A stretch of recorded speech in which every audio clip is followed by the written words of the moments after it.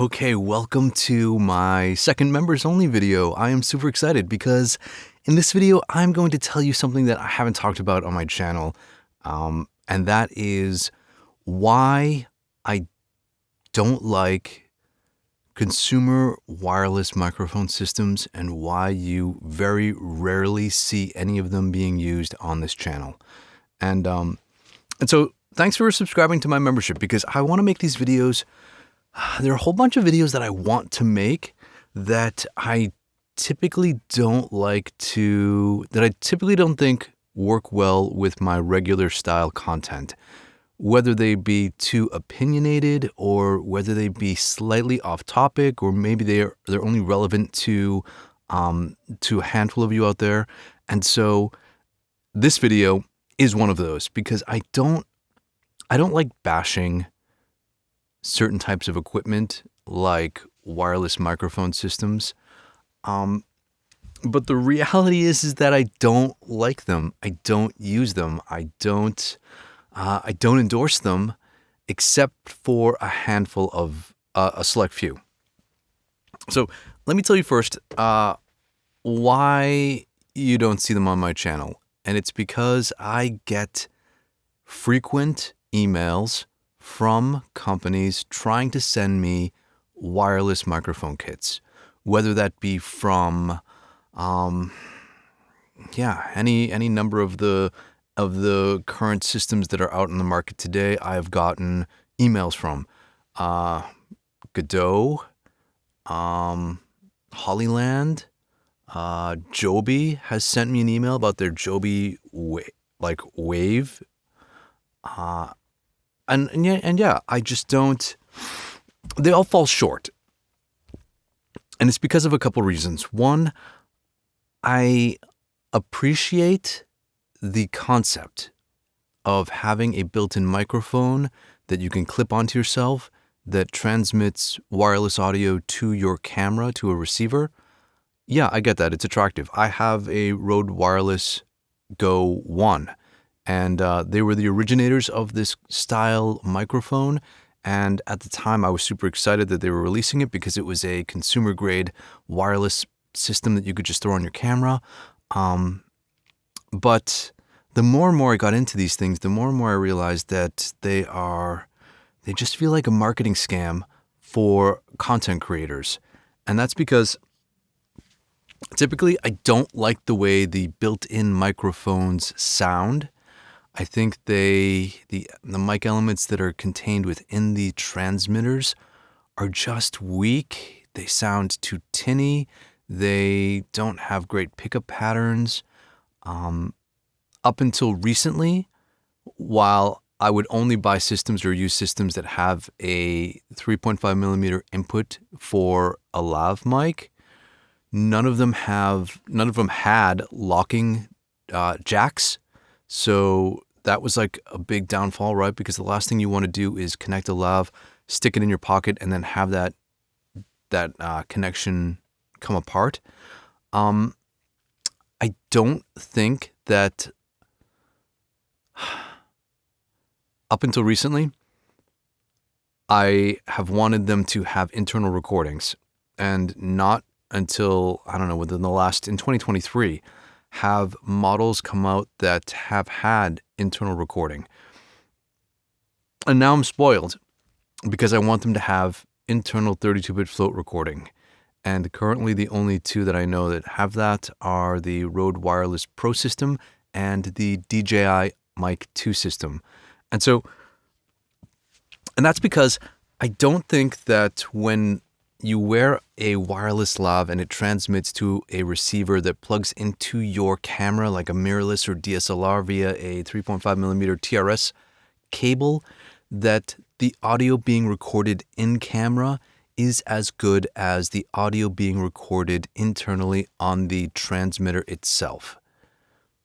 And that's because sometimes they don't transmit, I don't know, the transmission is different and stuff gets lost in the receiver to the cable to your camera. The limitations of the audio recording are on your camera's end.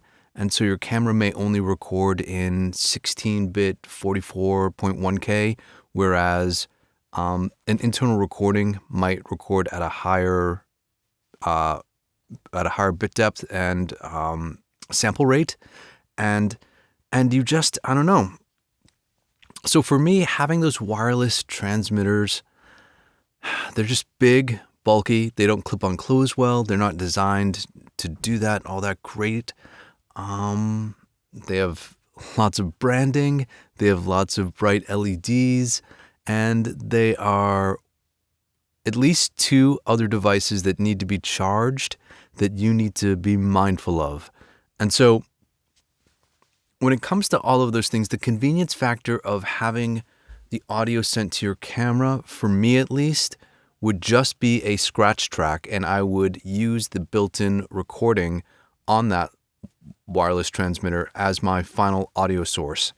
And so at that point, well, why would I want to have a wireless system when I already own a 32-bit float recorder in the Instamic Pro Plus, which is just as small, if not smaller, than a wireless transmitter. Here, yeah, you know what this looks like. You've seen it on my channel a bunch. Come on, guy. Yeah, it's not gonna focus. There. It's waterproof, it's smaller, it's more discreet. While you can't plug in an external lav mic, you can, the internal mics on the Instamic sound really good in my opinion, specifically for my voice. And in general, it is just one less, two less things, three less things to carry around. I don't have to have a receiver connected to my camera, so my camera can remain compact and any ports can remain closed. And yeah, it fits in the workflow that I would be using anyway with regards to taking the files off of that transmitter, editing them in my computer before syncing them in post in my video editing software. Now, that's not to say that there isn't a place for these consumer wireless mic systems, because I think there are, and I think that if you don't, if your threshold for audio quality is of a certain level that they are good enough, then that's great.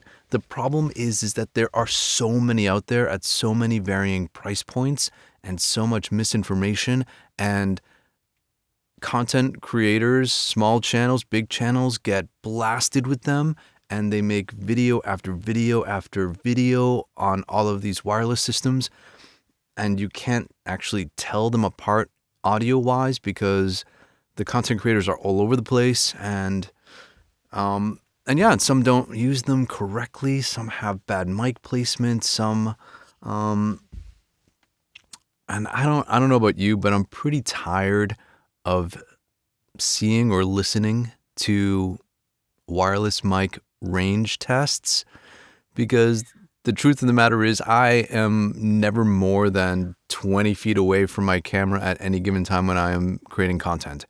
And so, yeah, all of those reasons, I think that they're a little too overplayed. And I think that they can fit in someone's workflow, but there's a distinction between high quality wireless systems and I'm loath to say garbage wireless systems, but if you are buying a system from one of these new companies that just put out a kit that looks exactly the same as another one, they are being manufactured by a third party, and then they are being sold and labeled under other brands like Ulanzi or I don't even know. There's so many. But there are at least two or three companies that have the exact same wireless kit, except one of them has internal recording and two of them don't. But the same case, the same charging case, the same body, the same transmitters, the same receivers. And it's super confusing because the one that has internal recording is more expensive, obviously, because it has additional features that the other two don't. But they all look exactly the same, and they all come from different brands, but made by the same manufacturer, who is licensing their product to all of these brands. And so it just fuels the confusion and misinformation about wireless systems. I think if you are to really invest in your content creation, you should go with a reputable brand that's an audio company like a Rode Wireless Go or Wireless Me or Wireless Pro system.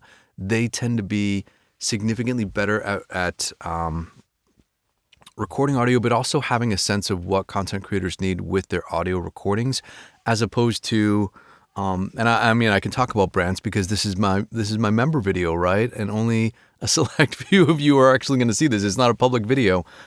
But yeah, Joby reached out to me, and Joby was like, I was like, yeah, I have Gorilla Pods. I love them. I get it that, you have Casey Neistat. I don't know why you would need me, but they were adamant about sending me microphones. And I was like, look, I appreciate that you are trying to enter the audio game, but sometimes some companies just kind of need to stay in their lane, especially if they're not bringing something new or innovative to the audio space.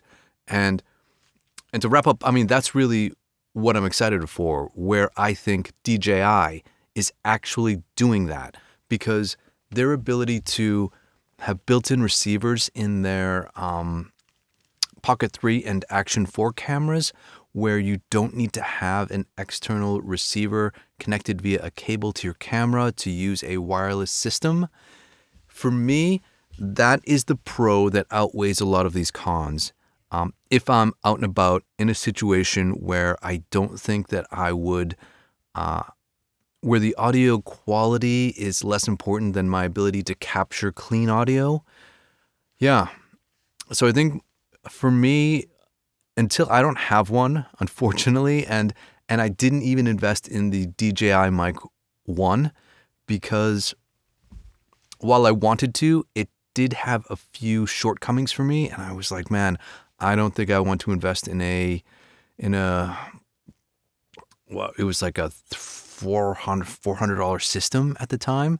I was super tempted by the single transmitter receiver combo at $150 after it went on sale, but now that DJI Mic 2 is coming out, I gotta save the coin for that. And so those are my thoughts for wireless mics and why you don't see them. I did that one brand deal with that wireless mic brand Savanto, and while they were fine to work with, these inexpensive wireless systems are just not.